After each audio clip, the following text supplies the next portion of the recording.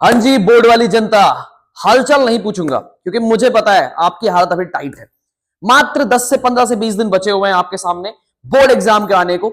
और भाई हर आपका यहां पर मेंटर टीचर आपसे वीडियो के अंदर आके यही पूछता है कि भाई कैसे हैं आप सभी। मुझे पता है दर्द में है आप, क्लियर है। बट यहां पर जो आपके सामने मैंने ये लिख रखा है, free marks in CBSE, free के नंबर भाई। और फ्री तो भाई सबको चाहिए ही चाहिए, ठीक है। तो मैं आपको धोखा नहीं देने वाला, बहुत अच्छे से बताऊंगा। और वीडियो पे अगर यहां तक आ ही चुके हो ना तो 10 मिनट रुक कर जाना और समझ में भी आ जाएगा तुम्हें कि भाई सच में यहां पे नंबर फ्री का मिल सकता है अगर थोड़ा सा दिमाग लगा लूं तो। सर वो तो नहीं है, अरे मेरे पास है ना, मैं तो बता दूंगा तुम्हें, टेंशन मत लो, ठीक है। तो फटाफट यहां पे बिना टाइम वेस्ट किए स्टार्ट करते हैं। यहां पे पहली बात तो यहां पर आपको मैं कहानी थोड़ी सी बताऊंगा, सिचुएशन बताऊंगा, जरूर आपके साथ हुई होगी कि भाई आपके ही आसपास में ऐसे बहुत सारे आपके दोस्त होंगे जिनके अंदर आपने देखा होगा कि भाई मेहनत तो बराबर हो रही है, उसके नंबर ज्यादा क्यों आ जा रहे हैं, ठीक है। क्या डिफरेंस है उसके मेहनत में और मेरे मेहनत में, उसकी पढ़ाई मेरी पढ़ाई में, कि भाई दोनों चीजें बराबर हो पा रही पर नंबर उसके ज्यादा आ जा रहे हैं। आपने बहुत बड़ा सिनारियो देखा होगा, ठीक है, कि नंबर उसके ज्यादा हो रहा है, बीट नहीं हो पा रहा है, ठीक है। तो भाई यहां पर उसके पास जो टूल है जो उसने क्रैक कर रखा है वो क्रैक कर रहा है सीबीएसई के अंदर, या फिर बोल सकते हैं आंसर राइटिंग को, कि भाई उसको पता है कि चीजों को कैसे प्रेजेंट करना है, ठीक है। उसको छोड़ो भाई, मैं अपना खुद का एग्जांपल बताता हूं, मेरे साथ भी सेम चीज हो चुकी है। जब अपने फिजिक्स का पेपर में देकर आया था तो वहां पर उस फिजिक्स के पेपर के अंदर मुझे, जब मैं घर पे आके कैलकुलेशन किया तो मुझे ऐसा लगा कि मेरे तो भाई 80 से ऊपर बनने ही नहीं वाले। 80 मेरी लिमिट है, जिसको उड़ा टका के भी मैं मतलब बोल सकूं यहां पे कि मैक्स टू मैक्स मैं 80 टच करूंगा, 80 मार्क्स। पर यहां पर जब रिजल्ट आया तो भाई मेरे 90 मार्क्स थे फिजिक्स के अंदर। तो ये 10 मार्क्स का जो गैप आया वो कैसे आया? तो यहां पर जब मैंने एनालिसिस की तो मुझे समझ में आया कि वो 10 मार्क्स जो है मुझे क्वेश्चन सही करने पे नहीं मिले, वो 10 मार्क्स मुझे क्वेश्चन अटेम्प्ट करने पे मिले और वो अटेम्प्ट को अच्छे से प्रेजेंट करने पे मिले।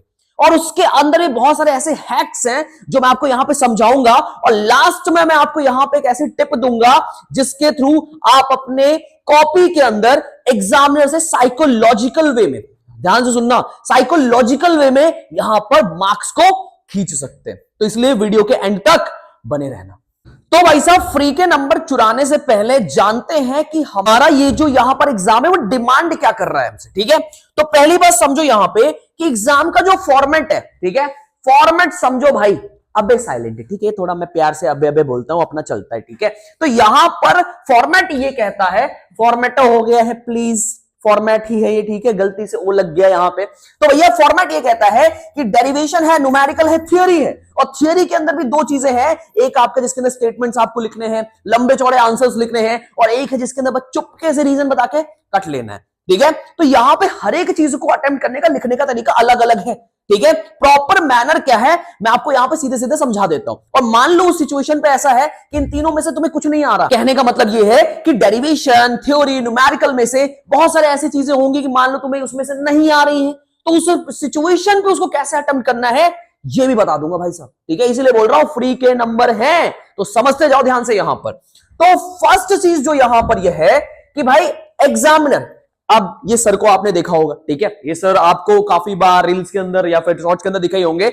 इन्होंने आपको बहुत समझाने की कोशिश की है कि मुझे ये चाहिए, मुझे वो चाहिए, पर आप इनको सीरियस लेते नहीं हो, बीम बना देते हो इनका बेचारे का। पर मैं इनको बहुत रिस्पेक्ट करता हूं क्योंकि इन्होंने बहुत सारी चीजें अच्छी बताई हैं जो आपके लिए काफी हेल्पफुल हो सकती हैं, और इसलिए मैंने इनकी फोटो यहां पर लगाई है कि ये सर आपसे क्या चाहते हैं। ये हमारे सर जो है, एग्जामिनर जो है, वो आपसे चाहते हैं कि भैया फॉर्मूला दे दो, स्टेप मार्किंग दे दो मुझे, और अच्छी सी प्रेजेंटेशन दे दो। और प्रेजेंटेशन के आगे मैंने लिख रखा है नो नरक। नरक का मतलब मेरी भाषा में यह है कि भाई प्लीज साफ सुथरी कॉपी को रखें, नरक मत मचाए, काटा कुटी ना मचाए। काटा कुटी का मतलब है कि मान लो मुझे से काटे तो भाई कुछ लोग होते हैं फ्रस्ट्रेशन निकालते, कॉपी ले ले, ये ले, ये ले, ये काम नहीं करने का, इसको नरक बोलते हैं।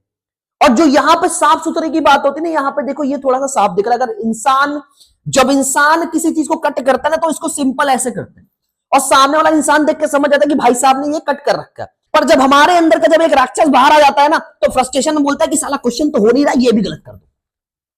पर ऐसा काम नहीं करने का, थोड़ा पेशेंस रखने का, ठीक है, नरक नहीं मचाने का। तो अगली बार कहीं नरक दिखे तो समझ जाना नरक का मतलब क्या है, ठीक है। चलो नेक्स्ट, ये चीज हमें समझ में आ गई।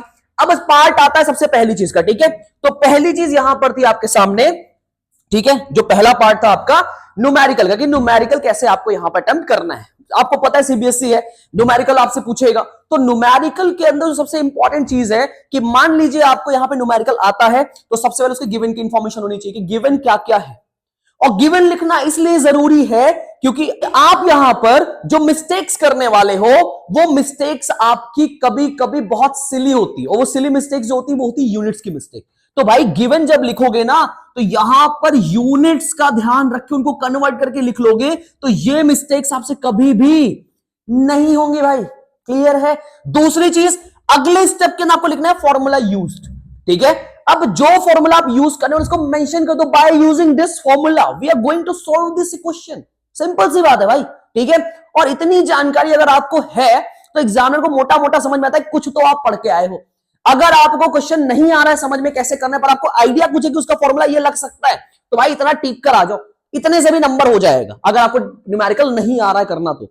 बाकी उसके आगे कर रहे हो तो भैया सॉल्यूशन उसका लिखो आराम से, और सॉल्यूशन के अंदर कभी भी याद रखो, कभी भी यहां पर कॉम्प्लेक्स जो कैलकुलेशंस होती है उसको मेंशन मत करो कॉपी में, उसको रफ साइड पे करो।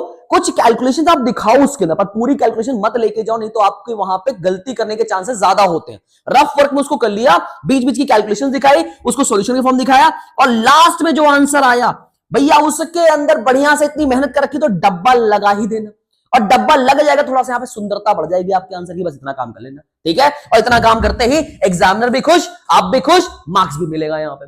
ठीक है, और फ्री के नंबर कैसे मिलेंगे? फ्री के नंबर मिलेंगे कि आपको अगर थोड़ा भी आइडिया है इसके अंदर, तो 1 से 2 नंबर एग्जामिनर आपकी गरीबी को देखकर दे ही देगा।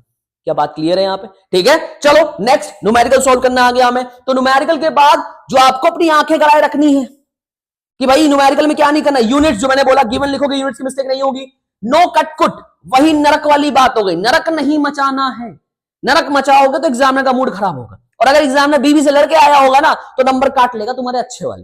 इसलिए ध्यान रखना है कि साफ सुथरी सुंदर सी कॉपी उसको दिखानी है। ठीक है, नेक्स्ट, बहुत जगह है नहीं जगह है। ये क्या है सर?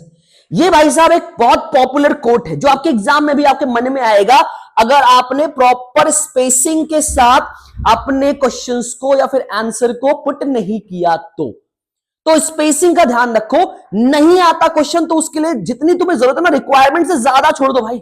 सीबीएसई यहां पे आपके पेज गिनकर आपको नंबर या फिर आपके कितने number of left over pages आपने छोड़ रखे हैं, ब्लैंक पेजेस, इसमें नंबर नहीं डिटेक्ट कर रहा। तो थोड़ा सा जितनी आपको लग रही है कि भाई मुझे 1 पेज करो, 1.5 पेज छोड़ दो, कोई दिक्कत नहीं है, आराम से। क्लियर है यहाँ पे? तो स्पेसिंग बनी रहेगी यहाँ पे। ठीक है, चलो नेक्स्ट देखो यहाँ पे, नेक्स्ट है आपका डेरिवेशन सेगमेंट आपका।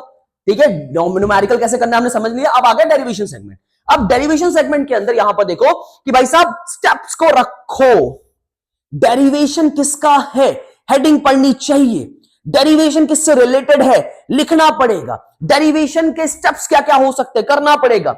और यहां पर जब भी आपको कंफ्यूजन हो कि भाई कॉम्प्लेक्स स्टेप है, मैं मिस्टेक कर सकता हूं, मुझे कंफ्यूजन हो रही है, तो उस स्टेप को आप स्किप करो। वहां पर जितना जितना कोशिश करो एग्जामिनर को मत दिखाओ। ठीक है, ये थोड़ी इनसाइडर्स हैं कॉपी के अंदर कि मान लेते बहुत बड़ी इक्वेशन बन रही है आपकी, पर आपको ये दिमाग में आया हुआ है कि अगला स्टेप मुझे पता है क्या करना है, ये बड़ी सी कैलकुलेशन, अगर आपको नेक्स्ट स्टेप याद है तो उस स्टेप को स्किप करके आप नेक्स्ट स्टेप के 2 स्टेप को एक्सटेंड कर सकते हो। ठीक है, जैसे यहां पर मैं कुछ एग्जांपल लेके भी आपको इसे समझा दूंगा वैसे तो। ठीक है, तो अगर बहुत कंफ्यूजन है ट्राई करो कि उसको आराम से करो, कर ले जाओ, और अगर नहीं लग रहा है कि नहीं हो पाएगा मुझसे तो उसको लिखो नहीं, वो आपका बैड इंप्रेशन क्रिएट करता है और आपका यहां से आपका आंसर को भी गलत कर सकता है। बीच का स्टेप भूल गए, अगला स्टेप पता है किसके बाद ये आने वाला है, बीच का समझ लो कुछ इंटीग्रेशन का पार्ट है, आपको वो नहीं समझ में आ रहा है, तो उस इंटीग्रेशन के पार्ट केवल साइन लगा के आप बोल सकते हो by solving this we come to that this result. ठीक है, इस रिजल्ट पे हम लोग आ गए, ऐसा कर सकते हो आप। ठीक है, ये जुगाड़ वाला काम है, ये भी समझ लेना। ठीक है, अगर नहीं आ रहा है तो उस कंडीशन, बाकी आ रहा है तो आपको मेंशन करना चाहिए। ठीक है, नेक्स्ट, डायग्राम अगर आपको लगता है उसके अंदर बन सकता है तो भाई कलम चला दो, बिना सोचे समझे डायग्राम बना दो। अगर बन सकता है तो कुछ भी नहीं बनाने का, उड़ता हुआ मेढक बना के मत आ जाना कि पता चले कुछ भी बना के चले आए एग्जाम में। उससे रिलेटेड अगर आपको लगता है कोई डायग्राम है पॉसिबल तो बना दो, इससे एग्जामिनर को पता चलता है कि भाई आपको क्लियरिटी है टॉपिक की, थोड़ा सा वो आपको यहां पे रियायत दे देगा, वो नंबर देने की कोशिश करेगा। और एक बात और समझ लो, एग्जामिनर भाई साहब आपके नंबर काटने के लिए नहीं बैठा है, वो आपको नंबर देने के लिए बैठा है। मेरी भी बहुत एग्जामिनर से बात होती है, इनफैक्ट मैंने खुद भी यहां पर कॉपीज को चेक किया हुआ है। तो कॉपीज को चेक कब हम करते हैं तो यहां पर हम यही दिमाग में रखते हैं कि हम नंबर उनको दे सके बच्चों को, ठीक है। और बहुत सारे जो बोर्ड की कॉपी चेक करते हैं उनसे मैंने बहुत बात की है टीचर से, तो वो भी यही बोलते हैं कि हम चाहते हैं कि बच्चों को हम नंबर दें। तो यहां पर आपकी साइकोलॉजी, आप उस एग्जामिनर की साइकोलॉजी समझो, आप अच्छा लिख कर आओगे, कुछ प्रेजेंट करके आओगे, तो वो नंबर आपको देने के लिए रेडी रहेगा। क्लियर है बात यहां पे, ठीक है। चलो नेक्स्ट यहां पर देखो थ्योरी, ठीक है। अब देखो जो हमारा लास्ट पोर्शन है हमारे फॉर्मेट का, वो थ्योरी की, आपके पेपर में न्यूमेरिकल कर लिया, डेरिवेशन कर लिया। अब थ्योरी के पॉइंट क्या है? पहली बात तो अगर तुम्हें आ रहा है क्वेश्चन तो टू दी पॉइंट रहो। बहुत सारे आपके मेंटर्स इसे बोलते हैं टू दी पॉइंट लिखने का, टू दी पॉइंट लिखने का। अगर आपको पता ही नहीं है कि पॉइंट क्या है तो पॉइंट टू दी से क्या मतलब हो जाएगा? तो भाई अगर आपको आता है तो टू दी पॉइंट रहो, एग्जैक्ट आंसर लिखो। अगर नहीं आता है तो रामायण महाभारत मत लिख देना, नहीं होता भाई कुछ भी, ठीक है। रामायण महाभारत लिखने की बजाय आप एक काम करो, वहां पर आप यहां पर उसमें कुछ उससे रिलेटेड लिख कर आओ, छोड़ना नहीं है क्वेश्चन को। कुछ उसी टॉपिक से रिलेटेड लिखा, उस चैप्टर से रिलेटेड लिखा, जिस चैप्टर से कुछ कम से कम इतना तो पता होगा ना चैप्टर किस चैप्टर का क्वेश्चन है, जो क्वेश्चन आया होगा, तो उससे लिख कर आओ भाई, क्योंकि उससे रिलेटेड भी कुछ लिख कर आओगे तो वहां पर भी मार्क्स मिलने की थोड़ी बहुत संभावनाएं होती हैं, नहीं तो भाई कटने की तो पूरी संभावना है, ठीक है। उम्मीद लिखने की या फिर उम्मीद मार्क्स की उम्मीद करने के लिए थोड़ा कुछ लिख कर आओगे तो एग्जामिनर सोचेगा कि हाँ चलो दे देते हैं भाई, ठीक है, इतना अच्छा बाकी का पेपर सॉल्व किया, मान लेते एक क्वेश्चन रह गया, दो क्वेश्चन रह गया, तो उसमें वो लीनियंट हो जाता है थोड़ा। क्या बात समझ में आ रही है?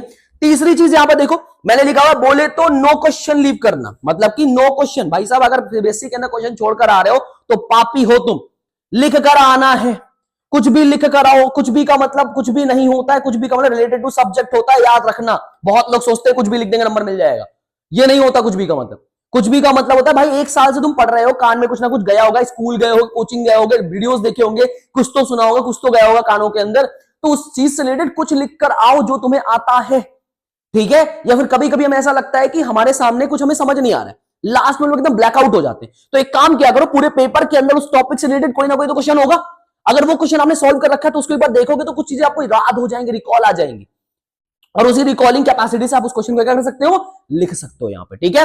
लास्ट यहां पे देखो, लास्ट अपना, अब जो मैंने बोला था कि लास्ट में आपको टिप बताऊंगा, एक टिप दूंगा आपको जिसके थ्रू साइकोलॉजिकल वे में आप एग्जामिनर से मार्क्स को ले सकते हो। अब साइकोलॉजिकल वे क्या है भाई? एग्जामिनर जो है वो भी इंसान है, कॉपी चेक करने वाला वो भी हमारी तरह इंसान ही है, ठीक है। अब आपकी जो बोर्ड की कॉपी एग्जामिनर को मिलती है, वो मिलती है यहां पर कैसे? वो आपको केवल उसके रोल नंबर मेंशन करके उसको मिलती है, उसको नहीं पता आप कौन हो, मैं आयुष नाम है मेरा, उसको नहीं पता आयुष की कॉपी है। आयुष की कॉपी एग्जामिनर को मिलेगी कोई यहां पे 1 2 5 3 4 6 9 ऐसे कुछ रोल नंबर से। अब उसने रोल नंबर लिया, आयुष की कॉपी से ओपन की, ठीक है। अगर आयुष की कॉपी पे आप देखो कि स्टार्टिंग के 5 पेज तक एग्जामिनर ने वाह वाह करके सारे क्वेश्चन टिक करना शुरू कर दिया, कहने का मतलब है कि ये भी क्वेश्चन सही है, ये भी क्वेश्चन सही है, ये भी क्वेश्चन सही है, ये भी क्वेश्चन सही है, तो भाई एग्जामिनर का दिमाग में एक सेट हो गया कि Ayush is a good student. और ये जो उसने एक साइकोलॉजिकल या फिर कह सकते हो बैक ऑफ द माइंड जो उसने आयुष की इमेज बना ली, उस रोल नंबर की कॉपी की इमेज बना ली, वो through out the paper same रहने वाली है, क्योंकि यहां पर आपका इंप्रेशन पहले पेज से सेट होना चाहिए एग्जामिनर के सामने, नहीं तो उसी इंप्रेशन के साथ वो आखिरी तक आपकी कॉपी चेक करेगा। और जब ये चीज आप सेट कर लोगे कि स्टार्टिंग के 10 पेजेस तक एग्जामिनर को कोई कटकुट करने की जरूरत नहीं पड़ी है, तो वो सोचेगा या फिर उस सिचुएशन पे उसको ये लगेगा कि ये अच्छे बच्चे की कॉपी है, और उसी फ्लुएंट स्पीड का वो चेक करता जाएगा, और वो पेज बाय पेज उसकी चेकिंग करने की लीनियंसी थोड़ी सी बढ़ जाएगी। तो ये है एक साइकोलॉजिकल इंपैक्ट, ठीक है। और आपको यहां पर एक और चीज बताता हूं, आपको बहुत सारे लोगों ने बोला होगा, आपने बहुत बार ये सुना होगा कि हमेशा आप सीक्वेंस में करो, ठीक है, सीक्वेंस में पेपर को उठाओ, ठीक है। अब यहां पे एक सीक्वेंस का असली मतलब क्या है मैं आपको समझा देता हूं। यहां पे सीक्वेंस के बारे में आपको ये बोलूंगा कि आपको यहां पर पहले पेपर एनालिसिस करना है कि A B C D E में आपको सबसे मैक्सिमम ज्यादा क्वेश्चन किसके बन रहे हैं, उसको एक रैंक कर लो कि मेरे सी सेक्शन में अच्छे क्वेश्चन बन रहे हैं सारे के सारे, तो सी सेक्शन को अटेम्प्ट करो। सबसे पहले लिख दो, बड़ा सा मेंशन कर दो अपनी कॉपी के ऊपर, सेक्शन सी, ठीक है। ये मैंने किया हुआ है तो मैं बोल रहा हूं, कोई मार्क्स आपका डिडक्ट नहीं होगा। सेक्शन सी बड़ा सा मेंशन कर दो, और सेक्शन सी के जो क्वेश्चन उसको सिस्टमैटिक ढंग से, ये नहीं कि पहला क्वेश्चन दूसरा क्वेश्चन, एकदम सिस्टम के ढंग से, कि सेक्शन सी का पहला क्वेश्चन क्वेश्चन नंबर 13 है तो 13 14 15 16 इस सीक्वेंस से करना शुरू करो। और जहां आपको लग रहा है क्वेश्चन वाला नहीं है ना, उसको थोड़ा सा छोड़ दो स्पेसिंग उसके लिए, कि मैक्सिमम क्वेश्चन जिस सेक्शन से आ रहा है उस सेक्शन को पहले अटेम्प्ट करने की कोशिश करो। इससे एक साइकोलॉजिकल इंपैक्ट बनता है एग्जामिनर का, और उसकी अगर टिक करने की आदत, मैं सीधी सी बात बोल रहा हूं, अगर एग्जामिनर को आपने स्टार्टिंग के 5 पन्नों में टिक करने की आदत लगवा दी, तो ये आखिरी के 10 पन्नों में जिसके अंदर आपके कुछ क्वेश्चंस ऐसे होंगे जिसमें आपने खुद से फ्रेम करके चीजें लिखी होंगी, वहां पर भी वो टिक करके जाएगा और ये आपके मार्क्स बढ़ाएगा। 70 वाला 80 पे पहुंच जाएगा, 80 वाला 90 पे पहुंच जाएगा, और यहां पे हर स्टूडेंट को 10 से 15 नंबर का यहां पे फायदा होगा ही होगा, ये गारंटीड है। क्या बात क्लियर हो रही है? ठीक है। और यहां पर इन्हीं सारी टिप्स को अगर आप अप्लाई करते हो तो सच में आपको फ्री मार्क्स मिलेंगे, ये मैं डैम श्योर हूं। और यहां पे आप मुझे थैंक यू भी बोलोगे जब आपका रिजल्ट आएगा, तो पर यहां पर ये चीजों को ध्यान रख लेना। ठीक है। तो यहां पर अगर आपको थोड़ी भी हेल्प इस वीडियो से मिली हो तो मेरे चैनल को जरूर सब्सक्राइब करो और इस वीडियो को जरूर शेयर करो उस स्टूडेंट के साथ जिसका सीबीएसई बोर्ड का पेपर आने वाला है। ऐसे ही हेल्पफुल वीडियोस के लिए मेरे चैनल को सब्सक्राइब करो। मिलते हैं आपसे नेक्स्ट वीडियो के अंदर, तब तक के लिए गुड बाय।